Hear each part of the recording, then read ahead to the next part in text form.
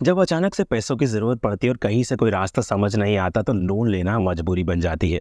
लेकिन credit card और instant loan की सुविधा के चलते अब लोन लेने में लोग उतना हिचकते भी नहीं हैं। लेकिन अगर कर्ज का बोझ बढ़ता जाए या फिर आर्थिक स्थिति साथ ना दे तो फिर भी ठीक नहीं है।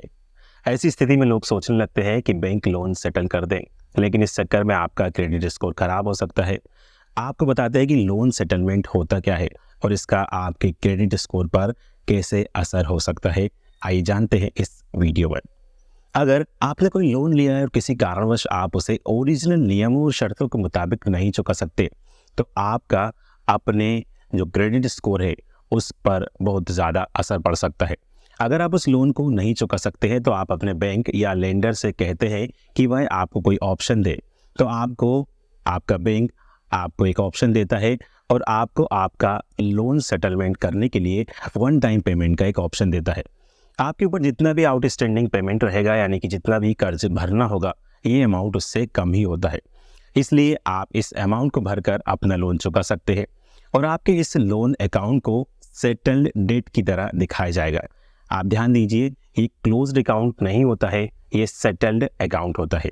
बहुत से लोग नहीं जानते कि लोन सेटलमेंट का उनके क्रेडिट स्कोर पर बहुत बुरा असर पड़ता है।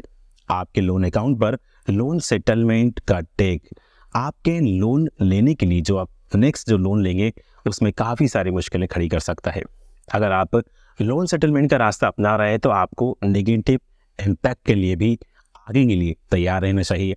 आपको कॉम्पिटिटिव इंटरेस्ट रेट पर लोन नहीं मिलेगा, आपके लिए काफ़ी सारी मुश्किलें हो जाएंगी। मतलब आपके लिए कोई चॉइस नहीं रहेगा कि मुझे इसी बैंक से लेना है। हो सकता है कि आपको ज़्यादा ब्याज दर पर लोन लेना पड़े इन फ्यूचर।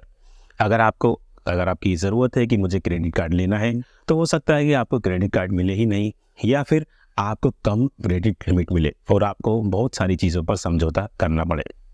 तो आपके सेटल्ड लोन का टैग आपके सिविल क्रेडिट रिपोर्ट में भी आपको सालों साल तक रह सकता है।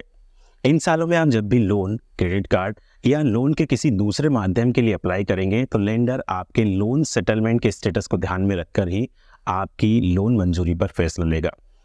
इस स्टेटस का मतलब ये हुआ कि जब भी आप पिछला लोन चुकता नहीं कर पाए थे, इसका मतलब यही होता है लेंडर या बैंक आपको ये देखता है कि आपने पिछला वाला लोन चुकता नहीं किया था, पूरी तरह से चुकता नहीं किया था और वो आपने सेटल किया था।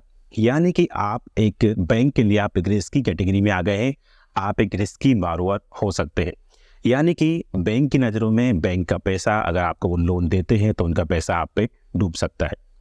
अगर आप अपने सिविल क्रेडिट रिपोर्ट से लोन सेटलमेंट का टैग हटवाना चाहते हैं और अपना क्रेडिट स्कोर सुधारना चाहते हैं, तो आप अपने लेंडर को अपना बकाया कर्ज चुका सकते हैं। अपने लेंडर को कहिए कि वो आपको नो ड्यूज सर्टिफिकेट दे दे